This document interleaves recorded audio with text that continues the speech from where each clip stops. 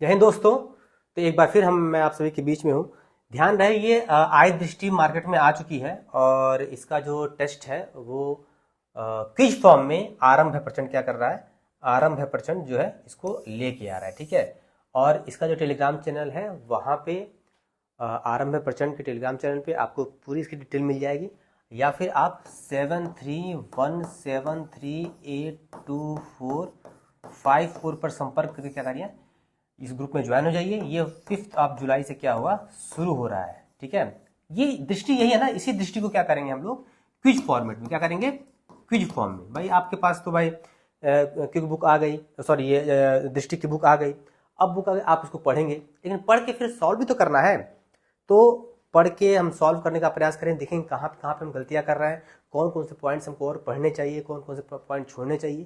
तो ये सारी चीज़ें आप क्विज फॉर्मेट में जब उसको सॉल्व करेंगे तो क्या होगा, आपको थोड़ी सी समझ आपकी और विकसित होगी। और ध्यान रहे कि हम टारगेट देंगे और टारगेट देने के साथ ही उतना वहाँ पे कराया जाएगा। ठीक है, तो मान लीजिए 5 पेज या 10 पेज का टारगेट दिया गया या 20 पेज का टारगेट दिया गया और उसी टारगेट में से वो क्विज बनाए जाएंगे। तो आप पढ़ेंगे और पढ़ने के बाद उस क्विज को सॉल्व करेंगे। क्विज सही होंगे तो आपका जो आत्मविश्वास है वो आत्मविश्वास बढ़ेगा।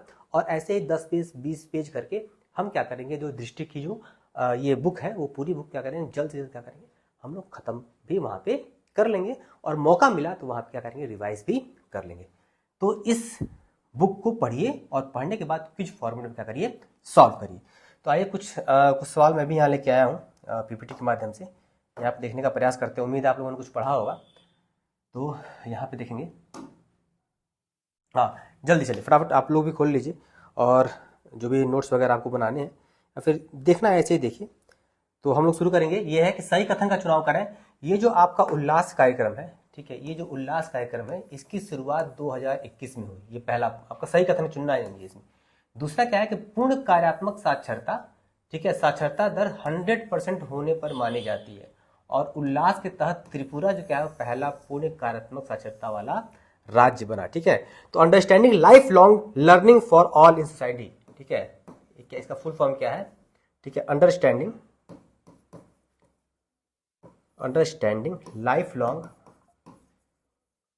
Learning for all in society. ठीक है, इसी को हम शॉर्ट फॉर्म में उल्लास बोलते हैं। ठीक है, तो आप जब दृष्टि पढ़ेंगे, आप पढ़ के ही सॉल्व करेंगे, ध्यान रहे। तो आप पढ़ेंगे तो पूरा डिटेल इसका वहाँ पे दिया हुआ है। यहाँ पे बताने से फिर उस चीज़ को दोबारा दोहराना हुआ, तो ऐसा नहीं है, फिर हम सॉल्व करेंगे। तो क्या उल्लास कार्यक्रम शुरुआत 2021 में हुई, इसको वहाँ पे देखना है। पूर्ण कार्यात्मक साक्षरता कितने दर मानी जाती है, 80% मानी जाती है कि 90% मानी जाती है कि 100% मानी जाती है, कितने मानी जाती है। और क्या उल्लास के तहत क्या त्रिपुरा हमारा पहला साक्षरता वाला राज्य है कि दूसरा है कि तीसरा है। ठीक है, तो हम यहाँ पे देखेंगे कि ये जो है ये 2021 नहीं 2000 आपका 22 में हुआ है। ठीक है, और पूर्ण कार्यात्मक साक्षरता जो है 100% नहीं, ये आपका 95% क्या होता है माना जाता है। और आप जैसा कि बुक पढ़ेंगे तो आप उसमें दिया हुआ है, ये त्रिपुरा नहीं है बल्कि क्या है, मिजोरम है। क्या है आपका, मिजोरम है। पहला मिजोरम है, गोवा है, फिर लद्दाख तो केंद्र शासित प्रदेश हो गया, और तीसरा क्या हो जाएगा आपका, त्रिपुरा हो गया। तो अगर हम स्टेट की बात करें तो पहला मिजोरम, दूसरा गोवा और तीसरा त्रिपुरा हो जाएगा। और केंद्र शासित प्रदेश की बात करें, ठीक है, तो हमारा क्या हो जाएगा, लद्दाख वहां पे हो जाएगा। ठीक है, फटाफट सॉल्व करते हैं। तो यहाँ पे दिया हुआ है, पुलिस की व्याख्या दी हुई है। आप कहेंगे तो ये जो पीपीटी है इसको पीडीएफ फॉर्म में क्या करेंगे, हम आप तक प्रोवाइड भी वहाँ पे करा देंगे। ठीक है, ये आपका यहाँ पे दिया हुआ है कि 2022 में, देखिए मैंने रेड कर दिया, जो चीज़ें वहाँ गलत थी उसको मैंने रेड कर दिया। 2022 में Ullas understanding lifelong learning for all in society, ये नव भारत साक्षरता कार्यक्रम के तहत हुआ था, और 15 वर्ष से अधिक आयु के करोड़ों नागरिकों को बुनियादी पढ़ना लिखना और अंकगणित, पहले क्या होता है पढ़ लिख के समझना होता था, लेकिन इसमें क्या किया गया है, एक नई चीज जो है, एक नई चीज जो क्या है वो अंकगणित को क्या जोड़ी गई है। ये भी पूछ सकता है आपकी परीक्षा में। यदि किसी राज्य के शासित प्रदेश की साक्षरता 95%, ठीक है, ये तो मैंने बताया है ऊपर। और क्या कह रहा है कि उल्लास नव भारत साक्षरता कार्यक्रम के आधिकारिक मानदंडों के तहत मिजोरम पहला आधुनिक भारत राज्य है, और इस तरह साक्षरता के मामले में केरल है। लेकिन ये जो नए मानदंड है उन मानदंडों में आपका मिजोरम क्या है, आपका माना जाएगा। दूसरा गोवा है, तीसरा त्रिपुरा है, और उसके बाद मैंने आपको बता ही दिया था कि लद्दाख भी इसमें शामिल है। फटाफट करेंगे। गलत कथन चुने। प्रधानमंत्री नरेंद्र मोदी ने 25 जून 2025 को संविधान हत्या दिवस घोषित किया। ठीक है। दूसरा क्या है, भारत सरकार ने 17 सितंबर को प्रतिवर्ष हैदराबाद मुक्ति दिवस के रूप में मनाने का निर्णय लिया है। केवल एक सही है, केवल दो सही है, दोनों सही है, इसमें से कोई नहीं सही है। ठीक है। तो थोड़ा सोचेंगे आप, अगर आपने किताब बुक पढ़ी होगी तो आप ये जान पाएंगे। ठीक है, कि ये प्रधानमंत्री नरेंद्र मोदी जी ने नहीं दिया है, ये आपका गृह मंत्रालय के तहत ठीक है, ये आपका 2024 में ही हो चुका है। ठीक है। तो ये पहला जो ऑप्शन हो जाएगा आपका गलत हो जाएगा, और दूसरा क्या है, ऑप्शन 17 सितंबर को हैदराबाद मुक्ति दिवस, ये तो आपका सही है, यानी कि केवल दो, यानी कि ऑप्शन नंबर बी क्या हो जाएगा, सही हो जाएगा। ठीक है, यानी ऑप्शन नंबर, ठीक है, क्या है भाई, क्या है, अच्छा गलत, ध्यान रहे, यही बात होती है भाई, देखिए ऐसे ही होता है, ऐसे ही चीजें बिगड़ती हैं। ये दिया है कि गलत कथन चुनना है और हम सही कथन मार के चले जाते हैं, और ऐसे परीक्षा में बार बार गलतियां होती हैं। ठीक है, तो यही सुधारने की आवश्यकता है, और जब आप क्विज देंगे तो वहां पे चीजें सुधारने को मौका आपको मिलेगा। गलत चुनना है तो गलत क्या है आपका, ये वाला गलत है ना, ये गलत है। ठीक है, तो ऑप्शन नंबर क्या हो जाएगा, ए हो जाएगा। ठीक है, ये दूसरा आपका सही है। ठीक है, ठीक है, अब देखें सही कथन चुने।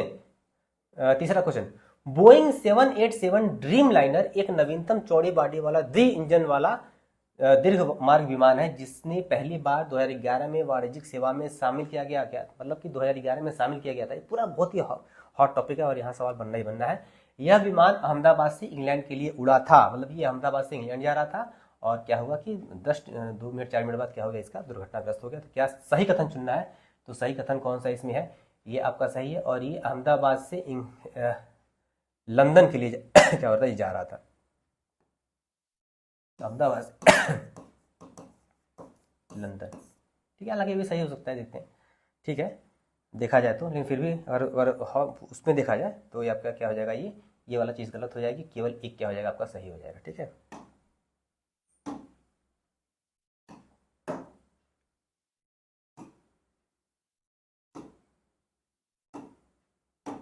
ये ठीक है, अहमदाबाद से लंदन के लिए पूरा अगर एग्जैक्ट देखा जाए तो ये आपका क्या हो जाएगा, सही हो जाएगा। ठीक है, तो 12 जून 2025 को फला फला फला फला, ये याद कर लीजिएगा ना, ये चीज़ें याद कर लीजिए। ये पूछ सकता है कौन सा नंबर क्या आपका पूछ सकता है। ठीक है, अहमदाबाद भी आपका पूछ सकता है। ठीक है, डेट तो याद करिएगा ही करिएगा, डेट बहुत तेज पूछता है। चलिए आगे चलते हैं।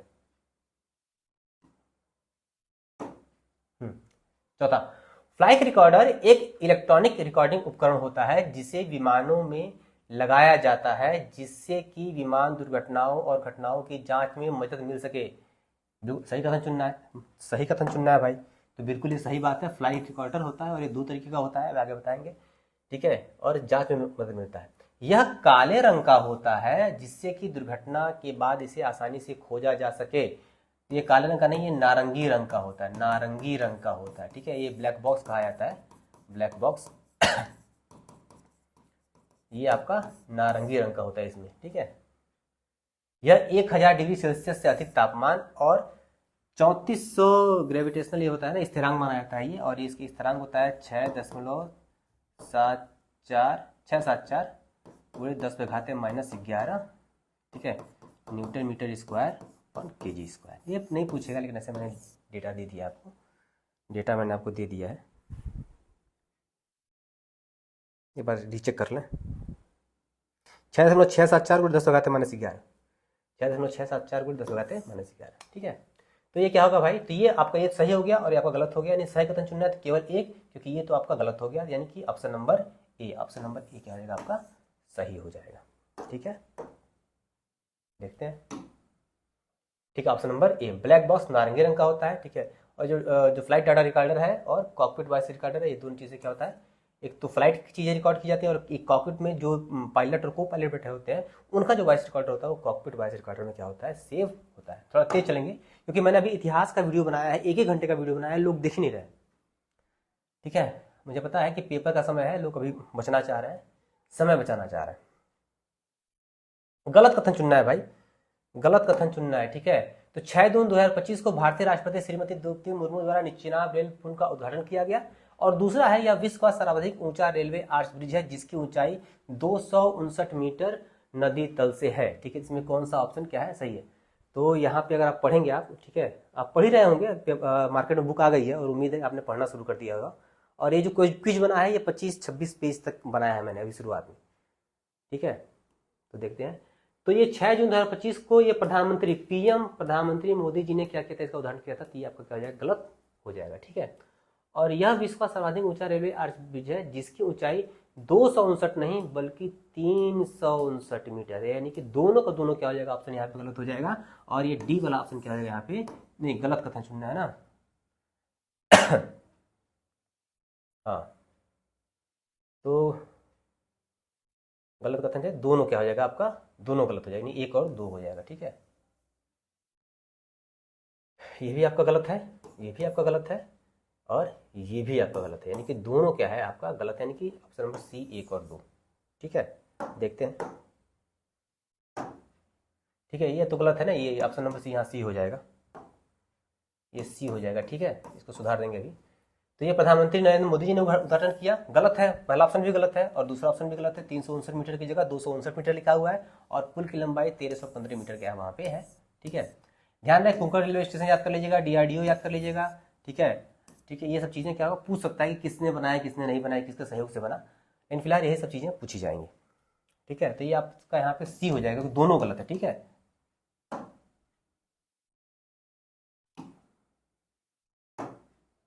ठीक है, घाटमपुर ताप विद्युत परियोजना इकाई 1 के बारे में सही कथन चुने। तो कह रहा है कि 30 मई 2025 को भारतीय प्रधानमंत्री नरेंद्र मोदी द्वारा उत्तर प्रदेश के लखनऊ में स्थित घाटमपुर ताप विद्युत परियोजना की इकाई 1 राष्ट्र को समर्पित किया गया। फला फला इतना है। ठीक है, इसे नेवली उत्तर प्रदेश पावर लिमिटेड नामक संयुक्त उद्यम कंपनी संचालित कर रही है, जिसमें एनएलसी इंडिया की 51% तथा यूपीआरवीयूएनएल की 49% भागीदारी है। तीसरा क्या है, लगभग 75% बिजली उत्तर प्रदेश को मिलेगी और शेष 25% बिजली बिहार राज्य को आवंटित की जाएगी।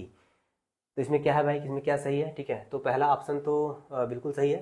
ठीक है, सही है बिल्कुल, नहीं ये भी नहीं सही है, क्योंकि यहाँ पे एक चीज़ गलत दिख रही है मुझे कि ये यहाँ पे लखनऊ नहीं है बल्कि क्या है यहाँ पे कानपुर नगर में, क्या पे है, कानपुर नगर में। ठीक है, तो ये चीज़ तो अगर इतने से ही, बाकी सब सही है लेकिन यही गलत है, इतने से ऑप्शन नंबर 1 क्या होगा, पूरा गलत हो गया। ठीक है, दूसरा क्या है, इसे नेवली उत्तर प्रदेश पावर लिमिटेड द्वारा, हाँ ये सही है। ये ऑप्शन बिल्कुल सही है। तीसरा देखते हैं क्या, दो ऑप्शन ये बी हो सकता है क्या, लगभग 75% बिजली उत्तर प्रदेश को मिलेगी और शेष 25% बिजली बिहार राज्य को मिलेगी। ठीक है, तो इसमें ये गलत ये हो गया कि बिहार राज्य को नहीं मिलेगी बल्कि असम को मिलेगी, बल्कि असम को मिलेगी। यानी कि एक अगर क्या कहा सही कथन चुनना है तो केवल आपका 2 यानी कि ऑप्शन नंबर डी हो जाएगा, बाकी तो सब गलत है, ये भी गलत हो जाएगा और आपका ये भी गलत हो जाएगा। तो सब गलत है, केवल 2 आपका सही है, यानी कि option number D, option number D. ठीक है, कानपुर नगर में शुरू हुआ और असम को मिलेगी, बिहार को नहीं मिलेगी, और शेष 2 इकाइयाँ, इकाई 1 है ना ये, अभी 2 आएगी फिर 3 आएगी, 3 इकाइयाँ आएंगी और तीनों इकाइयाँ जो होंगी वो 2026 तक प्रारंभ होने की उम्मीद, शेष 2 इकाइयाँ हैं वो 2026 तक शुरू होने की उम्मीद है। ठीक है, फटाफट कर रहा है। ऑपरेशन सिंदूर पर सही कथन चुने, बहुत ही हॉट टॉपिक है, यहाँ सवाल बनने की संभावना पूरी है। तो ऑपरेशन सिंदूर 22 अप्रैल को पहलगाम में घटना हुई थी और 6-7 मई को क्या किया था, भारत ने अपना जवाबी वो ऑपरेशन सिंदूर के तौर पे दिया था। इस युद्ध में प्रयुक्त हैमर जो है वो इजराइल से क्या हुआ, लिया गया है। तो क्या दोनों सही है, दोनों गलत है, या फिर एक कोई सही है। तो पहला हम देखेंगे, तो ये 22 अप्रैल को हुआ ही था और 6-7 मई को इन्होंने किया ही था। तो पहला वाला ऑप्शन क्या लगभग क्या है आपका, ये सही है। दूसरा क्या है, हैमर तो प्रयोग हुआ ही था, निश्चित तौर पर प्रयोग हुआ था ये, लेकिन ये इजराइल से लिया गया था कि नहीं लिया गया था, ये आपका ये गलत है, क्योंकि इजराइल नहीं बल्कि ये क्या लिया गया, फ्रांस से क्या हुआ है, इसको लिया गया है। तो यानी कि केवल ऑप्शन नंबर 1 सही अगर चुनना है तो ऑप्शन नंबर क्या हो जाएगा, 1 क्या हो जाएगा, सही हो जाएगा। ठीक है, यानी कि option number 1, option number A. ठीक है, तो हैमर जो है वो इसे AASM यानी कि आर्मेमेंटम एयर सोलो मॉड्यूलर के नाम से भी जाना जाता है। एक फ्रांसीसी निर्मित सटीक निर्देशित हवा से जमीन पर मार करने वाली मिसाइल है। ठीक है, हवा से, ये थोड़ा सा आप लोग रीचेक कर लीजिएगा। ठीक है, हवा से जमीन पर मार करने वाली मिसाइल है। इसे भारतीय वायुसेना के राफेल विमानों के लिए खरीदा है। यह मिसाइल ऑपरेशन सिंदूर में स्कैल्प मिसाइल के साथ मिलकर आतंकवादियों के ठिकानों पर निशाना बनाने के लिए इस्तेमाल की गई थी।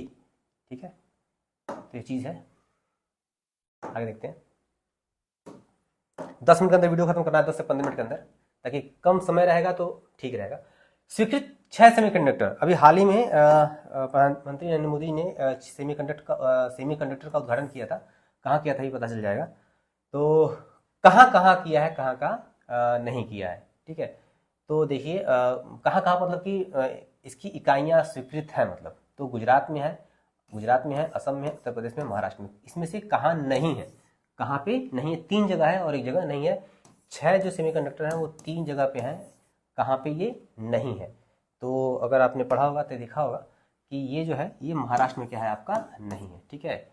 गुजरात में 4 है, असम में 1 है और उत्तर प्रदेश में 1 है। ये जेवर एयरपोर्ट पे, ठीक है, जेवर एयरपोर्ट क्या है, इसको किया जा रहा है, ठीक है।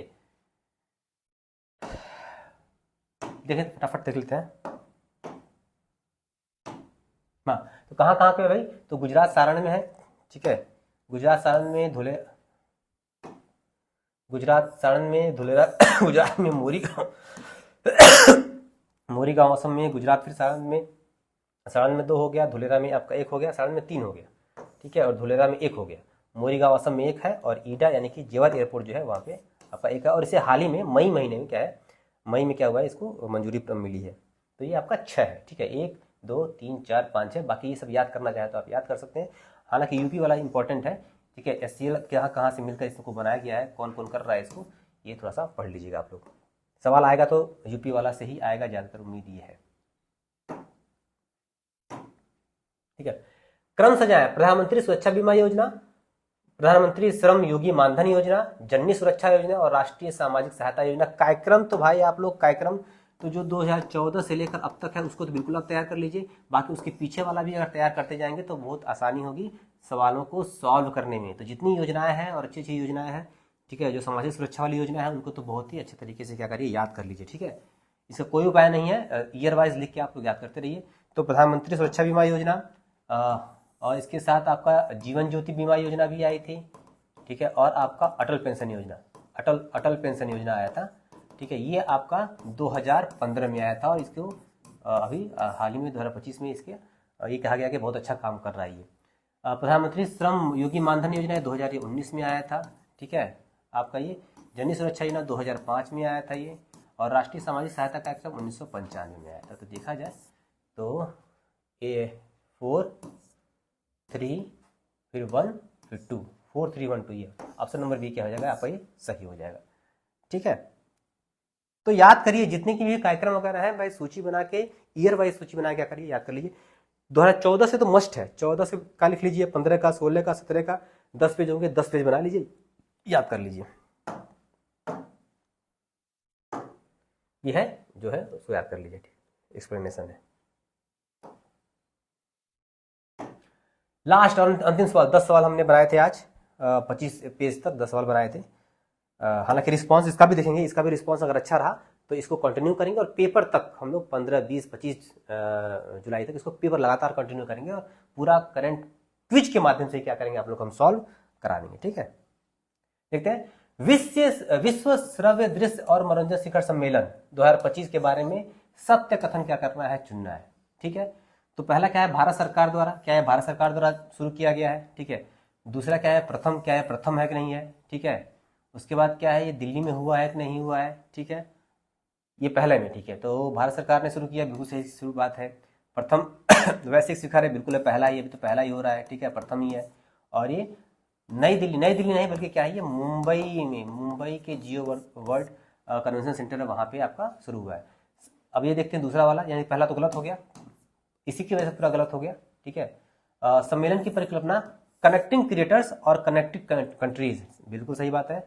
जो अलग अलग क्रिएटर्स हैं और जो अलग अलग कंट्रीज हैं उनको जोड़ने के लिए क्या किया गया, इसको शुरू किया गया। तो ये आपका 2 नंबर बिल्कुल सही है, यानी कि अगर सही कथन चुनना है तो केवल बी ऑप्शन हो जाएगा, क्योंकि पहला तो आपका नई दिल्ली की वजह से गलत हो गया, यहाँ मुंबई होना चाहिए था। Option number B, option number B, ठीक है। तो ये है आपका 10 सवाल, और इसी तरह आपने अगर सपोर्ट अच्छा किया, इसको अच्छा शेयर किया, अच्छा इसके व्यूज़ गए, तो निश्चित तौर पर 10 नहीं 10 15 20 25 ऐसे सवाल हम लेके आएंगे, और पूरी दृष्टि को क्या करेंगे, यहाँ पे क्विज के माध्यम से। आप पढ़ रहे हैं, लोग पढ़ा रहे हैं क्विज को, लेकिन क्विज के माध्यम से कोई नहीं कर रहा है, तो हम क्या करेंगे, इसको क्विज के माध्यम से, ये जितने भी थे ये पेज वाइज थे और 25-26 पेज तक क्या क्या था हम लोगों ने सॉल्व किया है इसको इस 10 सवाल में। तो हम कोशिश करेंगे, अगर अच्छा रिस्पांस मिल गया तो और अच्छे तरीके से क्या करेंगे, इसको यहाँ पे लाने का प्रयास करेंगे। तो थोड़ा सपोर्ट करिए, शेयर करिए, लाइक करिए, सब्सक्राइब करिए और थोड़ा सा प्यार समर्थन आशीर्वाद बनाए रखिए और तैयारी करते रहिए। पूरा आ गया है मार्केट में, रटिए पूरा दिन भर बैठ के कम से कम 2 घंटा 3 घंटा, तो आपको 4 घंटा आपको दृष्टि को देना ही देना पड़ेगा। और एक बार पढ़ने से काम नहीं चलेगा, इसको कम से कम 3 बार आपको पढ़ना पड़ेगा। और किस तरह पढ़ते हैं मुझे नहीं पता, आपकी जिम्मेदारी है। चलिए मिलते हैं, बाय बाय।